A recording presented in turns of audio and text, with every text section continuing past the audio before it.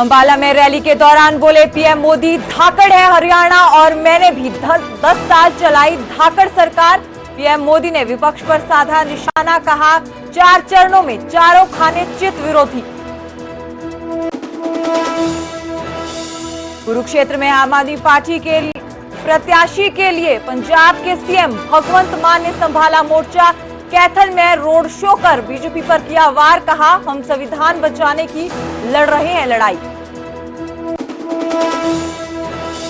News 18 से खास बातचीत में कांग्रेस प्रत्याशी राज बब्बर ने गुड़गांव से किया जीत का दावा, कहा मुझे करनाल और गुड़गांव दोनों जगहों से मिला था चुनाव लड़ने का ऑफर, मैंने गुड़गांव को चुना।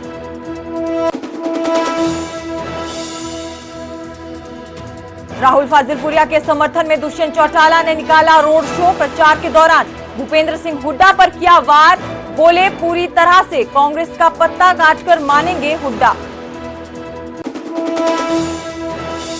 नूह सड़क हादसे में सीएम नायब सिंह सैनी ने दिए जांच के आदेश। केएमपी एक्सप्रेस वे पर श्रद्धालुओं से भरी बस में लगी थी आग। हादसे में पंजाब और चंडीगढ़ के रहने वाले 9 लोगों की हुई मौत, कई घायल।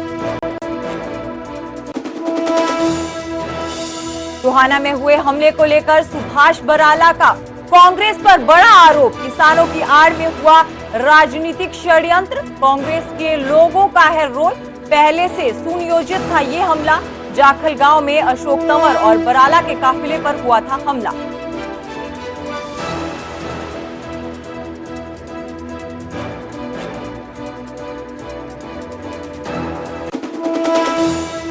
ट्रेनिंग दिलवानी हो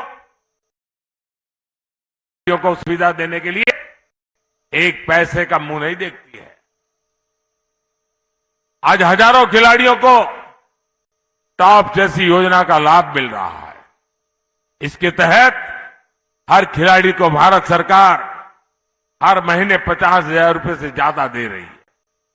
ऐसे ही प्रयासों का नतीजा है ओलंपिक्स में भारत ने अब तक सबसे ज्यादा मेडल जीते हैं। एशियन खेलों में तिरंगे की धाक बढ़ी है। यूनिवर्सिटी गेम में हमने रिकॉर्ड बनाया है। साथियों, भारत अभी से 2036 ओलंपिक भारत में लाने के लिए योजना करके काम कर रहा है। आप देखिएगा कुछ ही साल में भारत में पहला ओलंपिक भी हम होता हुआ देखेंगे दोस्तों, और उसमें तिरंगे की धूम होगी। उसमें हम हरियाणा और सोनीपत के युवाओं को देश के लिए सोना लाते देखेंगे। साथियों, आप लोग मुझे जानते हैं, मैंने सालों तक हरियाणा की रोटी खाई है। यहां की माताओं बहनों का मुझ पर कर्ज है। ये कर्ज मोदी अपनी मेहनत से लौटाएगा, और इसलिए हरियाणा का विकास ये मोदी का सपना नहीं, मोदी का संकल्प है। जो 60 साल में नहीं हुआ वो 10 साल में मोदी ने करके दिखाया है। आज अकेले हमारे हरियाणा से 12 एक्सप्रेसवे गुजर रहे हैं।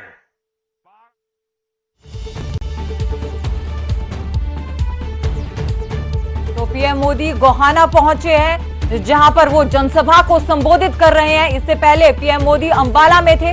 अपने संबोधन में पीएम मोदी ने अंबाला में कहा कि हरियाणा का मतलब हौसला है। मैंने कई सालों तक हरियाणा की रोटी खाई है, हरियाणा धाकड़ है और मैंने भी 10 साल तक धाकड़ सरकार चलाई है। उन्होंने इंडी गठबंधन पर भी वार किया और कहा कि इंडी गठजोड़ को लोगों ने पटखनी दे दी है। 4 चरणों में विपक्षी गठबंधन चारों खाने चित हो चुका है।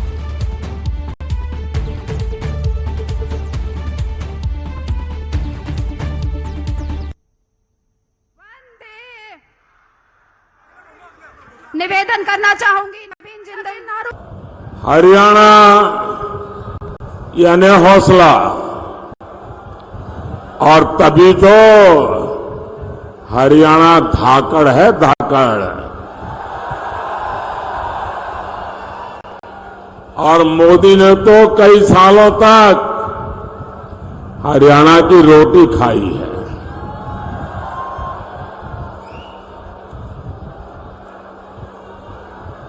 और हरियाणा की तरह ही मोदी ने 10 साल तक सरकार भी धाकड़ चलाई है। के 10 साल में कांग्रेस की सरकार ने देश के किसानों से सिर्फ, और ये भी मेरा एक काम करेंगे, जरा मैं आपको पूछता हूं, मेरा एक काम करेंगे?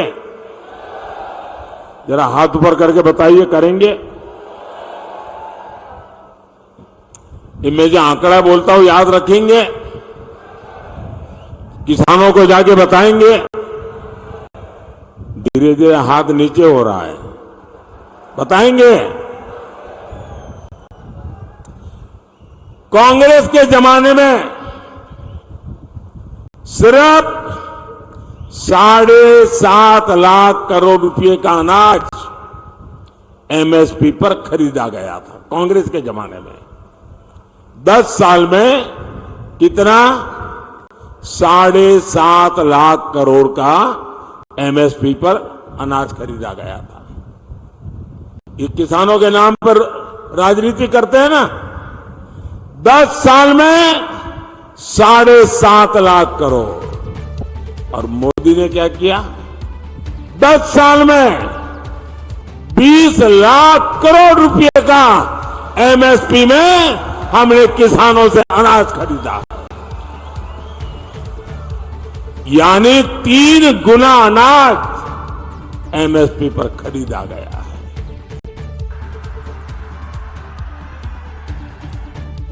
तो पीएम मोदी द्वारा जो है हरियाणा में लगातार 2 रैलियां आज की गई हैं, अंबाला में और गोहाना में पीएम मोदी द्वारा रैलियां की गई है।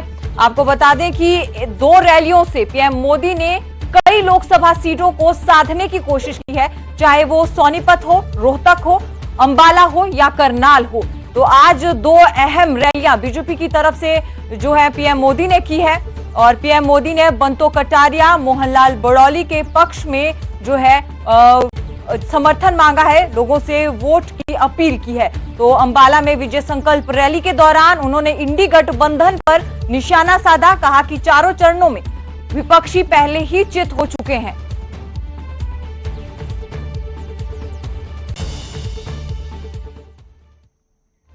रुक करेंगे अगली खबर का। गुड़गांव लोकसभा सीट से बीजेपी उम्मीदवार राव इंद्रजीत सिंह चुनाव प्रचार कर लोगों के बीच पहुंच रहे हैं।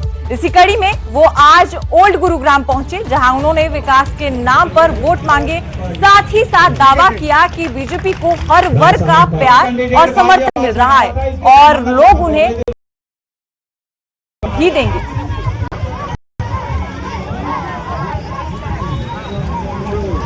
के अंदर प्रचार करते हुए महीना हो गया है, तो इतना लंबे अरसे के अंदर लोग थक जाते हैं, गर्मी भी ज्यादा हो जाती है।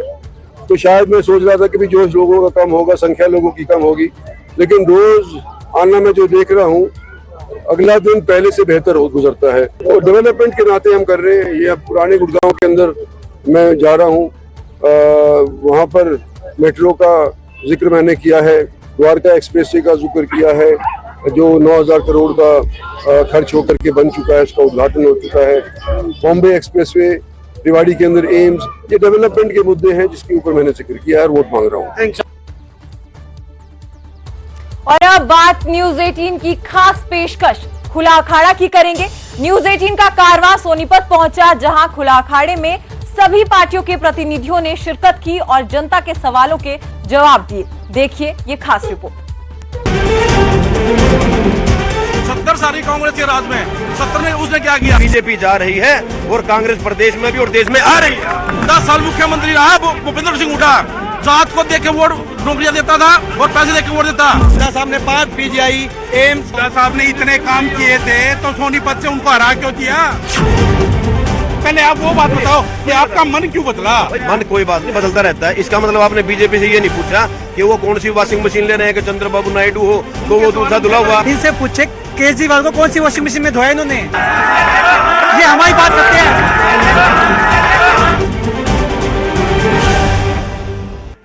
18 हरियाणा के विशेष प्रोग्राम खुला अखाड़ा में आप सभी का स्वागत है।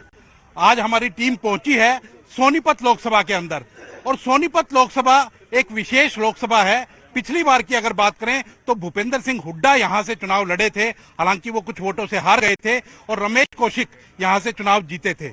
अब की बार की अगर बात करें तो यहां से सतपाल ब्रह्मचारी जो कि हैं कांग्रेस से चुनाव लड़ रहे हैं, वहीं बीजेपी की तरफ से मोहनलाल बडोली को टिकट दिया गया है।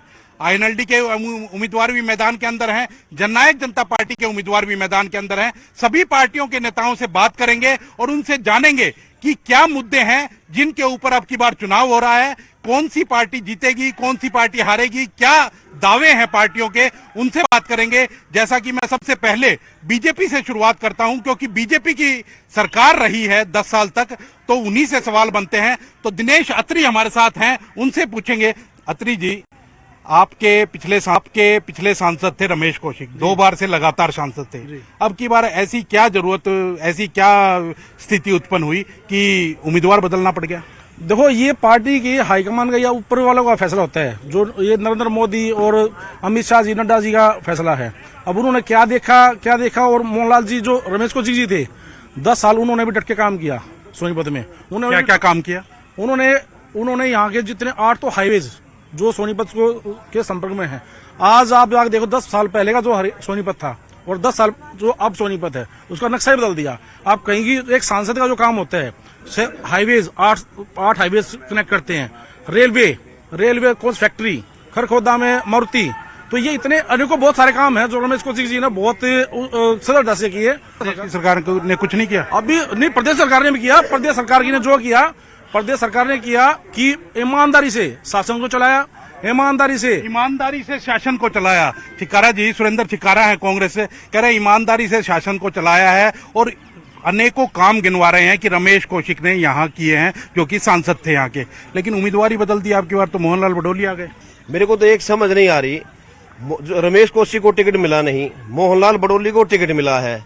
बात करते हैं ये मोदी की, यहाँ से कैंडिडेट मोहनलाल बडोली, और पिछले 5 वर्ष मैं अपने साथी को बता दूं, अत्री साहब को, कि वो राई हल्के से एमएलए भी रहे हैं। और मैं एक आपके न्यूज 18 के माध्यम से खुला चैलेंज आपके माध्यम से मैं करना चाहूंगा कि 5 वर्ष में एक भी विधानसभा में क्वेश्चन अपने राई हल्के का उठाया हो, एक भी विकास कार्य करवाया हो, एक भी किसी प्रकार का भी एक भी लड़का कोई रोजगार के नाम पे, एक भी कोई सड़क के नाम पे, कोई कॉलेज के नाम पे, किसी भी नाम पे।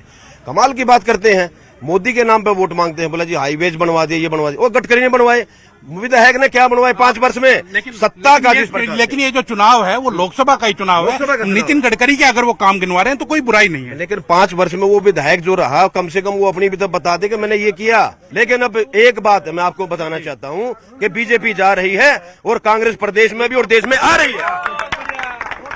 कुणाल जी, आईएनएलडी की कहीं ना कहीं कहें कि तो सोनीपत के अंदर अच्छा वोट बैंक रहता था आईएनएलडी का, और चौधरी देवीलाल के नाम के ऊपर वोट मांगे जाते हैं, आज भी मांगते हैं। आप क्यों वर्चस्व नहीं दिखता?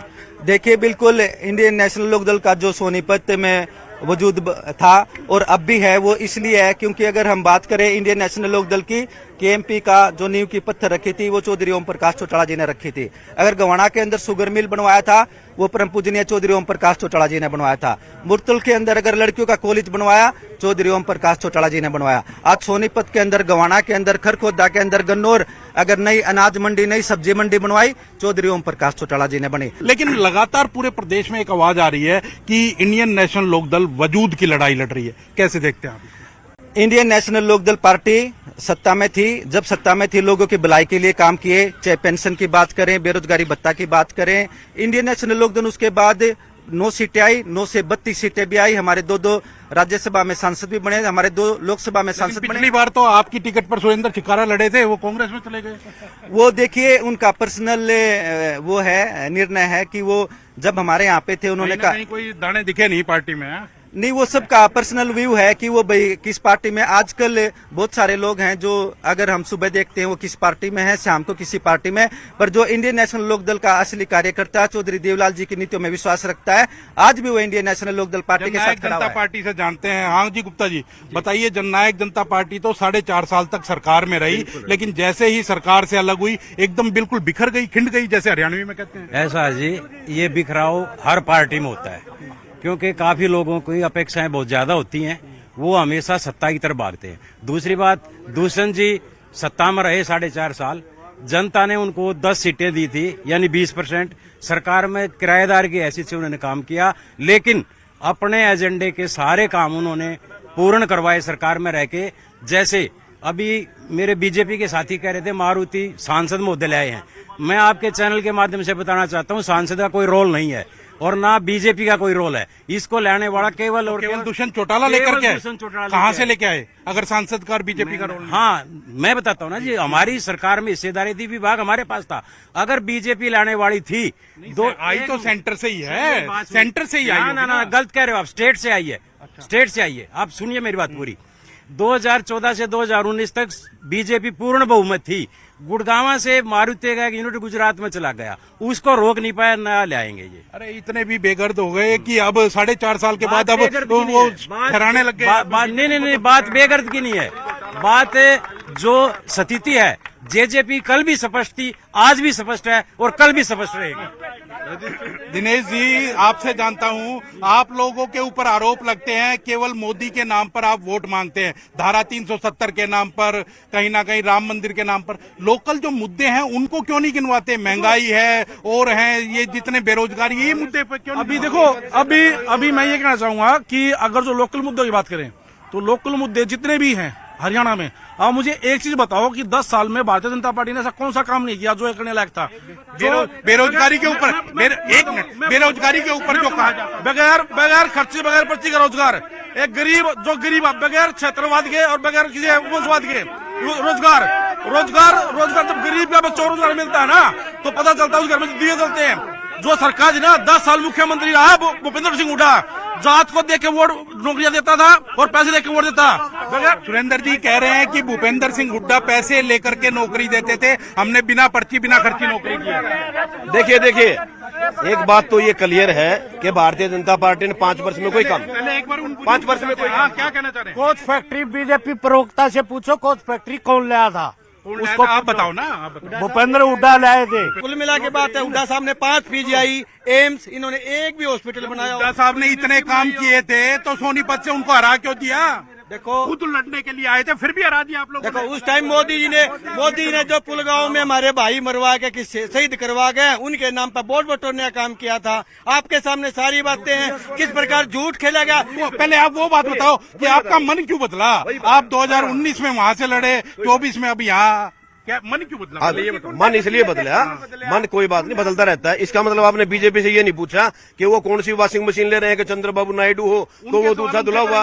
वो जहाँ से अगर मान लो पवार है वो गया तो 3000 करोड़ का शरद घोटाला, पृथ्वीराज चौहान है तो वो बात आप नहीं पूछेंगे। मैं जो पूछना चाह रहा हूँ, बताना चाह रहा हूँ कि 2014 तक प्रति व्यक्ति आय में हरियाणा नंबर 1 था, अपराध मुक्त नंबर 1 हरियाणा था, रोजगार में सबसे अव्वल हरियाणा था। और उस समय कहानी चली थी कि हुड्डा साहब तेरे राज में जीरी गई जहाज में, और किसान भी खुशहाल था, व्यापारी भी खुशहाल था, और हर चीज, हर मालो माल था प्रति व्यक्ति आय में हर जगह। और आज इस बीजेपी की निकम्मी सरकार में ये हरियाणा 14वें नंबर पे पहुंच गया, बेरोजगारी में, अपराध में नंबर 1। आप बताइए कि भाई साहब ये वॉशिंग मशीन की बात कर रहे हैं, इनसे पूछे केजरीवाल को कौन सी वॉशिंग मशीन में धोया इन्होंने, जो केजरीवाल से इन्होंने वो टाइप कर लिया है। ये हमारी बात करते हैं, केजरीवाल। सवाल तो बनता है जो केजरीवाल और कांग्रेस एक दूसरे को गाली निकालते थे, वो दोनों एक कैसे हो गए? आप एक बात बताएं, हमने इस भारतीय जनता पार्टी को देश और प्रदेश से बाहर करना है। और रही बात इस बात की, केजरीवाल पर कोई आरोप नहीं है, जबरदस्ती मनेगा ना कोई आज तक तय कर पाया। और संजय सिंह को जमानत इसलिए मिली, केजरीवाल जी को मंत्री सारे मंत्री जेल में है, स्वास्थ्य मंत्री जेल में, सब जेल में है, केजरीवाल भी जेल से बाहर आए हैं। हाँ जी, वो कह रहे हैं केजरीवाल और जो कांग्रेस है दोनों आपस में मिल गए। आपको क्या लगता है? ये तो जी एक साफ बात है, कांग्रेस को खत्म करने वाला केजरीवाल है। दोनों स्टेट में कांग्रेस खत्म कर रखी है। कांग्रेस को खत्म करने वाला केजरीवाल है। देखिए अगर हम बात करें अगर इंडियन नेशनल लोकदल पार्टी की, उसका गठबंधन है तो जनता के साथ है और पार्टियों को आज बैसाखी की जरूरत है। पर इंडियन नेशनल लोकदल का कार्यकर्ता आज भी जननायक ताऊ देवीलाल की नीतियों पर लड़ रहा है। लेकिन आप लोग तो कहते थे, अभय सिंह चौटाला सदन के अंदर कहते थे कि एसवाईएल का पानी अकाली दल नहीं दे रहा, अब अकाली दल के साथ फिर गठबंधन कर लिया। देख लिए जितनी एसवाईएल की लड़ाई इंडियन नेशनल लोकदल पार्टी ने लड़ी है, उतनी किसी भी पार्टी ने नहीं लड़ी। हमने चंडीगढ़ भी जाके जेल में रहने का काम किया, हमने संसद में जाके भी संसद का घेराव करने का भी काम किया। वो कह रहे हैं एसवाईएल का मुद्दा हमने उठाया, चौधरी देवीलाल के को तो आप भी पूछते हैं। ये आरोप क्यों लगते हैं कि 4.5 साल तक केवल खाए गए और उसका कोई निकला नहीं? किसी के पास कोई सबूत है तो दो। और मैं आपको आंकड़ों के साथ बताता हूँ, मेन शराब घोटाला भी मेरे साथी बोल रहे हैं। 2019 में रेवेन्यू 135 करोड़ था, 2023 में 600 करोड़ है, 2019 में 13,000। दोनों की सरकारें इतने घुलमिल के चल रही थी तो फिर अलग अलग क्यों होना पड़ा आपस में? ये बीजेपी की धोखाधड़ी है, मौका पर से है। महिला भी हमारे साथ मौजूद है। क्या आज के मुद्दे हैं जिनके ऊपर जनता वोट करे? सबसे बड़ा जो हमारे देश में महंगाई और बेरोजगारी का मुद्दा है, और दूसरे अगर हम महिलाएं भी त्रस्त हैं कहीं ना कहीं। बिल्कुल कोई भी महिला यहाँ पर सेफ नहीं है। आप मणिपुर में देख लिए, क्या कुछ भी अगर धरातल पर होता है हम महिलाओं के साथ बुरा, उसको सोशल मीडिया पे कहीं दिखाया नहीं जाता। एक बार हाँ आप बताइए क्या ऐसे मुद्दे हैं जिनके ऊपर जनता आप वोट करेगी? सोनीपत की जनता, सोनीपत की जनता हो चाहे पूरे देश की जनता हो, सारे के सारे दुखी है, हर वर्ग दुखी है। महंगाई चरम सीमा पर है, कोई भी चीज। हाँ, वो बताया, आप बताइए और क्या? तो मैं एक महिला होने के नाते रसोई में मैं भी काम करती हूँ। है सिलेंडर कहाँ गया है, आसमान छू गया है। पेट्रोल देखिए हम ये इन्होंने कुछ किया नहीं, लेकिन हम 8500 रुपए हर महीना महिलाओं को देंगे, 500 रुपए का गैस का सिलेंडर देंगे और 300 यूनिट प्रति व्यक्ति हर घर बिजली फ्री करेंगे केजरीवाल की तरह। नहीं जी हमने और दूसरी बात, कांग्रेस जो कहती है करती है। वो कह रहे हैं न्याय करेंगे हम जनता के साथ। आज मुद्दा है ना भूपेंद्र हुड्डा या खट्टर का नहीं है, आज मुद्दा है राष्ट्रीय मुद्दा। राष्ट्रीय मुद्दा है कि देश हित में कौन क्या है। अब मैं बताऊंगा 70 साल की कांग्रेस के राज में 70 ने उसने क्या किया, और मैं बताऊंगा 70 साल में कांग्रेस ने 24 एयरपोर्ट बनाए, बीजेपी ने 10 साल में 63 एयरपोर्ट बनाए। एजुकेशन में 15 IIT 15 IIM बनाए, कांग्रेस ने 10 साल में 13 बनाए। हेल्थ में कांग्रेस ने 70 साल में 1 एम्स बनाया, जबकि 23 एम्स भारतीय जनता पार्टी ने बनाए। और सर तीन सिटीज में सिर्फ मेट्रो थी, कांग्रेस और राज में 3 सिटी में, आज 10 सिटीज में मेट्रो दौड़ रही है। दिनेश जी सोनीपत की बताओ, सोनीपत की आज सोनीपत बिल्कुल चमक रहा है। अगर आपने 10 साल में काम कर दिए हैं तो अब जनता क्यों वोट दे आपको, और क्या करेंगे? ये इसलिए दे जनता में वोट कि 10 साल में हमने ये दिखा दिया कि किस निष्ठा और ईमानदारी के साथ प्रदेश की सरकार और देश की सरकार और प्रदेश की सरकार कितनी ईमानदारी से काम किया है। और आने